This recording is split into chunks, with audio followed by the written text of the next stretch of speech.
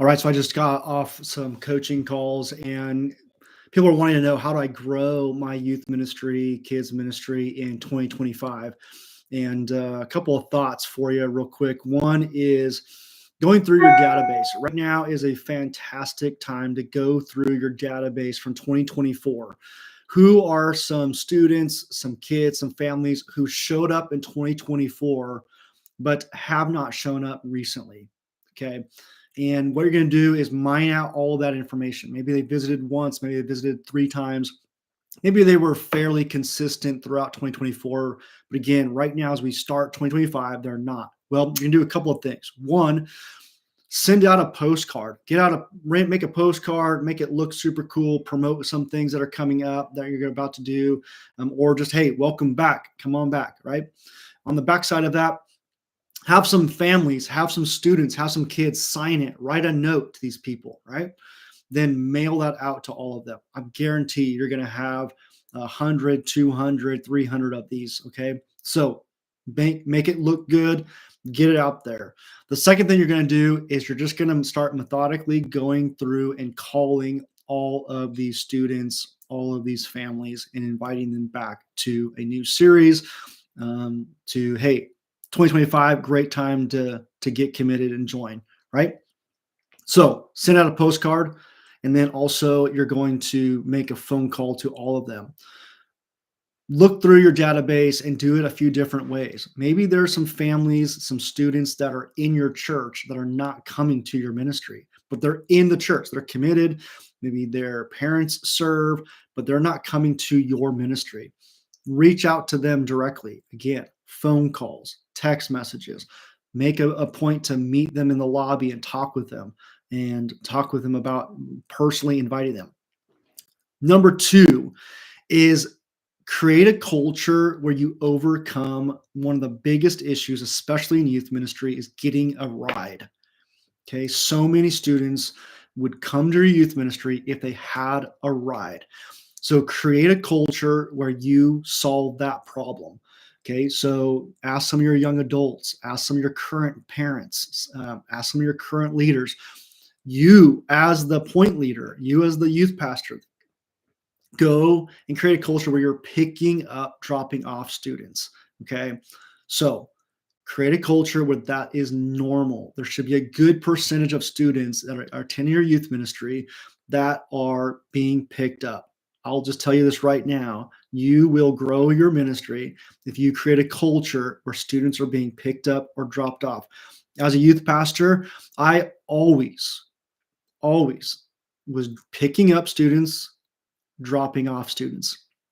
There was many times where I told students, I said, look, if you can get to youth ministry, I will get you home.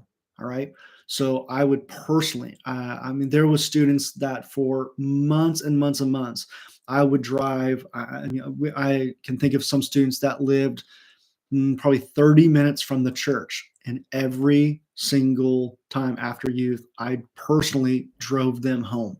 Now, I had to let them parents know, hey, look, it's going to be a little bit later because I'm the youth pastor. I can't leave as soon as service is over. So you just got to know that's going to be a little bit later.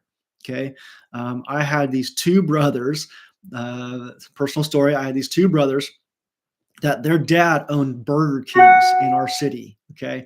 And so I always told them, I said, look, I'll give you a ride, but we got to go to Burger King first, right? Let's get some free Burger King.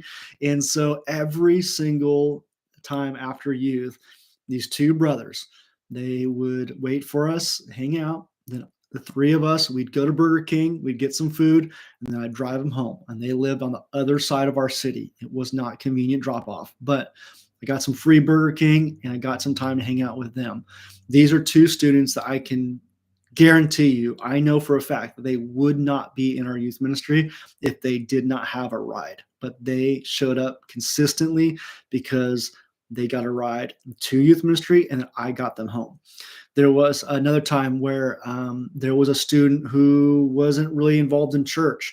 And so his school was close to us, but he lived a little bit further away.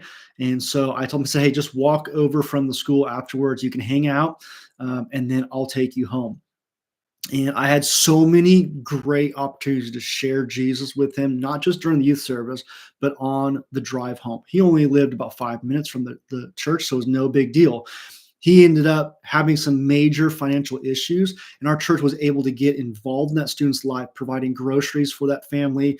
There was times where I'd buy dinner on the way home for his whole family. And so our church got to begin to minister to his family because I was just in the car with him and got to know the needs of this student. So, you want to grow your ministry in 2025? I want to encourage you, send out some really high quality postcards that are inviting them back. Get on the phone, call, text these students, inviting them back.